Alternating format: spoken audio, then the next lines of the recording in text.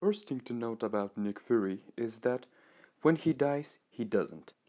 He instead regenerates all his HP and then drops back to 30% and the fight progresses as usual. And the second thing to note is whenever you hit him, including multi-hit special attacks, he will gain tactical charges and will prevent you from evading and missing, phasing out with Ghost for example, and he will eventually become unblockable.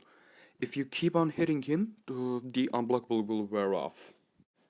So for my first try, I go in with Voids, and the idea here is to keep the Fear of the Void up, the Petrify debuffs up, and when he hits 0 HP, he wouldn't regenerate. I slow down the video to show his full special 2 right here. It's fairly easy to evade. You just dash back right when he's about to fire that gun. And I forget you got bleed to you when you hit his block there and do take some damage, but it's fairly weak. And right here, he just triggers unstoppable, unblockable, and I'm taking a few more hits. And this is his special one. You can evade the last parts of it, but in general, you just evade the first parts, block a few bullets, and then just continue on like that. And right here, I get caught by his unblockable, and I was just out of ideas right there. And he's still unblockable, and I tried to go for an intercept and failed.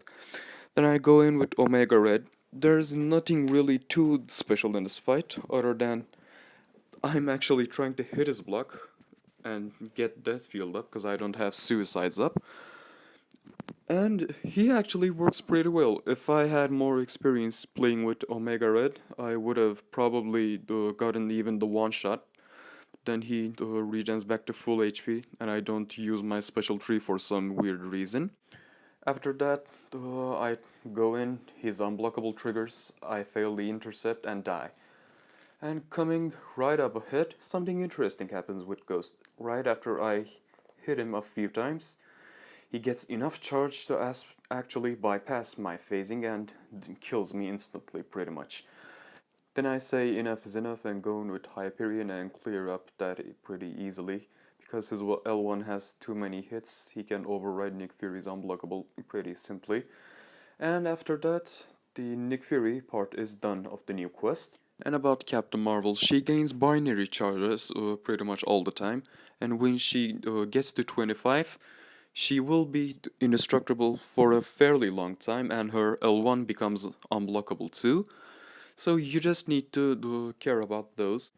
And I test the waters with Hyperion right here, and I'm pretty confident that I would get the one shot, but you see what happened. Then I go in with Ghost instead. And actually see her L1. It's fairly easy to dodge, but she sometimes throws them in weird timings. And after her indestructible triggers right here, I slow down the video to show that these special attacks do cancel them. And something really annoying happens.